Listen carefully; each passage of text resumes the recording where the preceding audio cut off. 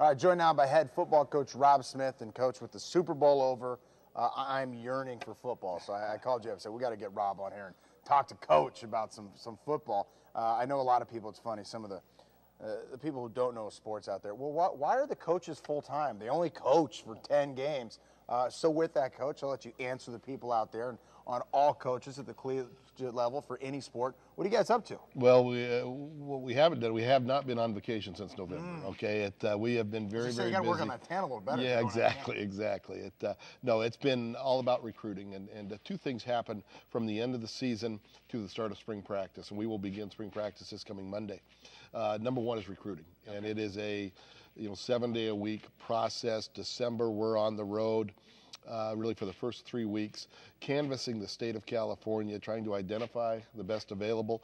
One thing about recruiting at the Division II level that is different than recruiting at Division I. Division I, you hear about the blue chip athletes. You know where they're at. Division II, we have to go to those schools and we have to find where they're at. They're not the kids that get their name in a paper all the time. So we try to hit as many schools as we can. I would say over the first 3 weeks of December, between myself and my assistant coaches, we probably hit between 200 and 300 high schools out there. So, it's a busy time. So you're telling me it's easier to find Soma Vanuku than, let's say, a guy Richard Dooley or something like that? Absolutely. It's just, you hear about Soma. You hear about those blue chip players, those Division I prospects.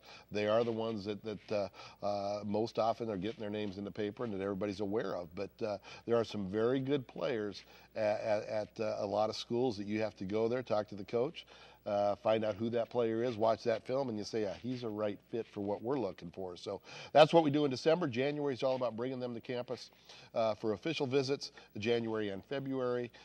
Signing date was the first Wednesday in February. We made the decision this year, JB, to hold off on announcing our recruits because a lot of the players we end up recruiting believe and are being courted, quite frankly, by Division I schools. And so they're kids that may not visit here until after signing date. So rather than announce a small class on signing date and then continue to add to that, we felt it'd be better. We had 2 visitations the 2 weeks immediately following. We wanted to take advantage of the nationally televised basketball game and the atmosphere. Yeah, it can't hurt. And so we'll announce our class hopefully by the end of this week or the first part of next week. And I think the boosters out there, the fans, will be very, very pleased with what they see. We brought in 3 mid-year transfers that all are on campus attending class right now, going through our winter conditioning program and ready for spring ball. And then we'll sign probably in the neighborhood of 15 to 18 additional players. Well, I know you're giddy about some of the defensive linemen. We'll talk about that at another opportunity. I'm curious to know, as many high school football players there are in the state of California, finding those kids, what role does, I'm curious to know in this day, we always see rivals.com and these internet-based sites, and they're talking about, Florida got the #1 class and this and that. How valid are these internet sites and the rivals.com of the world as far as ranking players, and do you guys use those at all? We don't use them to any real great extent.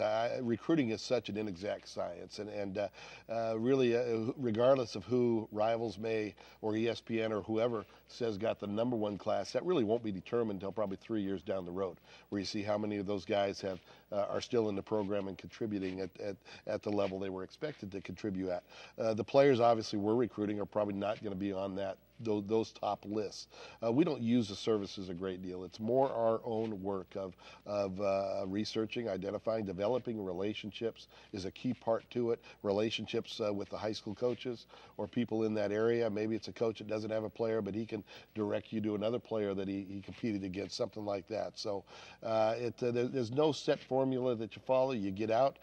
We have tried working awfully hard at improving our reputation and the awareness throughout the state of California that, hey, we are not only are we the only Division II football program in the state of California, but it's a quality program with quality facilities, great support, and a great place to go to school. So the more we can get the word out, the better success we'll have. Now, have you guys gotten used to, the state of Washington's a big place, but you can cover that in your car pretty quickly, especially compared to the state of California. Have you guys figured out yet and gotten comfortable with recruiting the great state of California? You know, we have, but it's still a work in progress. You know, we'll get together and we're going to review our recruiting approach, and we're going to say, okay, what worked, what didn't work, and we've already made some, you know, from year 1 to year 2, we made some changes, and we'll make some changes year 2 to year 3, because it is such a large state. There are many, many areas or schools that we won't get to, and you have to either phone recruit or maybe it's a coach that just is aware of what's going on in Humboldt State and contacts us to say, hey, I've got a player you need to take a look at. And so, again, there's no perfect formula for it. It is entirely different than recruiting the state of Washington. We would get to almost every high school in that state, and every program in that state knew of our program at Western Washington or knew of the program at Central Washington. One of the things we face here is, especially down in the southern part of the state, is just educating. Exactly. The coaches, the players, the parents on Humboldt State, and the great things we have going here for us. But I bet there's less of those who calls lately. It is. And once we get them here on campus and say, take a look and look at the facilities and bring them to a basketball game where they see the great support we have, then it becomes an easy sell in a lot of ways. Okay, and I got to give you a pat on the back. It was impressive. A couple home games ago, they did honor roll.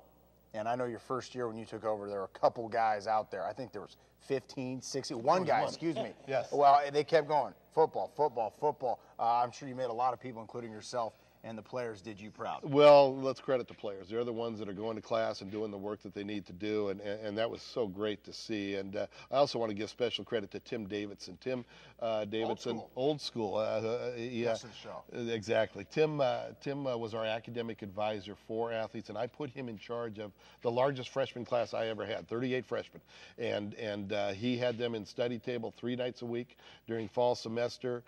He met with them individually on their academic progress. A lot of those players, we had 13 players recognized, and like I said, year 1 we had just the one. 13 players recognized. Many of them were first semester freshmen, and so the credit needs to go first to the student athletes for taking care of business, and secondly to Tim. All right, Coach, what do you say? A couple weeks we get together again. We'll talk about spring ball and the J-Fan Golf Tournament. Sounds great. Coach Rob Smith, Dan Panbianco next on Humboldt State Tonight.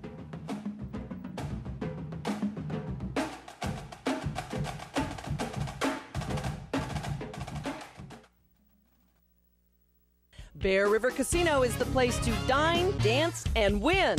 A friendly experience awaits you. Friendly slots, friendly faces, your favorite table games, an award-winning restaurant, and happy hours from 5 to 7 p.m. 7 days a week in the sports bar. Be our guest at the best casino in Humboldt County. Win and bear it at Bear River Casino. Escape to a whole new adventure. Dustin, what are you doing on the field? Lumberjack for life. But you don't play for the Lumberjacks anymore. Look, HSU football gave me and my teammates a great college experience and prepared us for life off the field. By going to hsujacks.com, click on Donate, then click on JFan, I Can Give, so you and our future teammates can better experience life as a Jack. And it's so easy, even a football player could do it. Join the tradition of Jacks football. Become a teammate at hsujacks.com.